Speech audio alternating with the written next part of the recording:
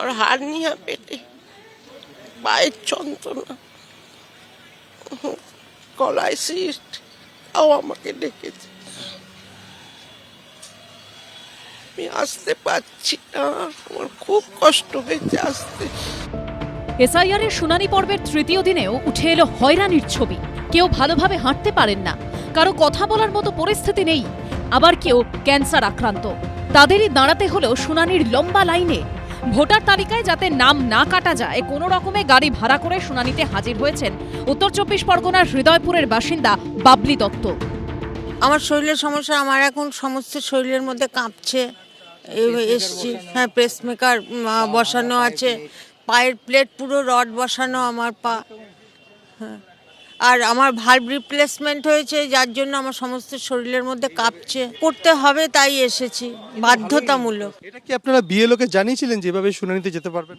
হ্যাঁ, আমরা জানিয়েছিলাম। উনি বলেছিলেন যে আপনারা আসুন, আসতে তো হবেই। একই রকম ভাবে হয়রানির শিকার হলেন শ্যামবাজারের বাসিন্দা অঞ্জনা সাহা। কখন ডাক পড়বে অপেক্ষা করতে করতে কেঁদে ফেললেন। আমার হার্নিয়া পেটে, পায়ের যন্ত্রণা, গলায় সিস্ট, তাও আমাকে ডেকেছে।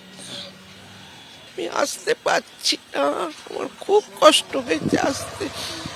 আমার দম আটকে যাচ্ছে আসতে গিয়ে।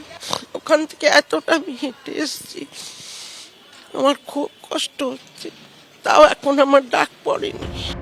হুগলির চুঁচুড়ার বাসিন্দা ক্যান্সার আক্রান্ত ব্যক্তিও রেহাই পাননি শুনানি থেকে। টিউমার হয়েছিল, শ্বাসকষ্ট হচ্ছিল, তো ওনার ওই ডাক্তারের সঙ্গে কথাবার্তা বলে এটা অপারেশন করার কথা, এই যে অপারেশন করেছে। নামের বানান ভুল, তাই তো? শরীর খারাপ? চেতলার বাসিন্দা সুগন্তি দাস হাঁটা চলা করতে পারেন না, হুইল চেয়ারে করেই পৌঁছেছেন শুনানি কেন্দ্রে। 2002-এ ওনার নাম ছিল না বলে নিয়ে এসছে।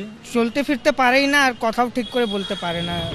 জলপাইগুড়ির বাসিন্দা মাধব ভক্ত চিকিৎসার জন্য এই সপ্তাহেই মেয়েকে নিয়ে ব্যাঙ্গালোরে যাওয়ার কথা।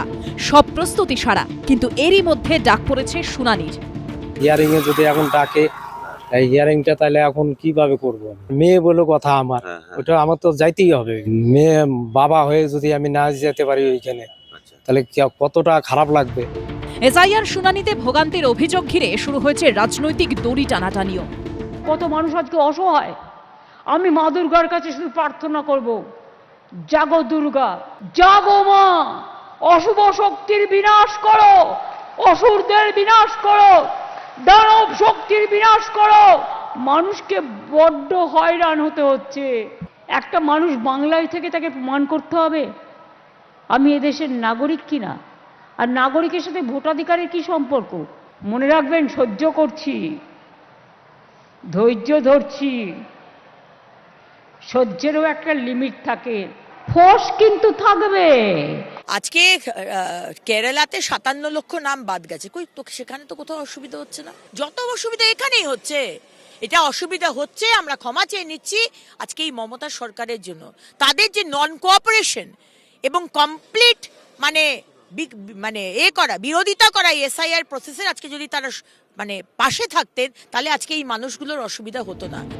নির্ভুল ভোটার তালিকা তৈরি করতে পারবে তো নির্বাচন কমিশন? সেটাই এখন সবচেয়ে বড় প্রশ্ন। আবির দত্ত, সমীরণ পাল ও রাজা চট্টোপাধ্যায়ের রিপোর্ট, এবিপি আনন্দ। এবিপি আনন্দ, এগিয়ে থাকে, এগিয়ে রাখে।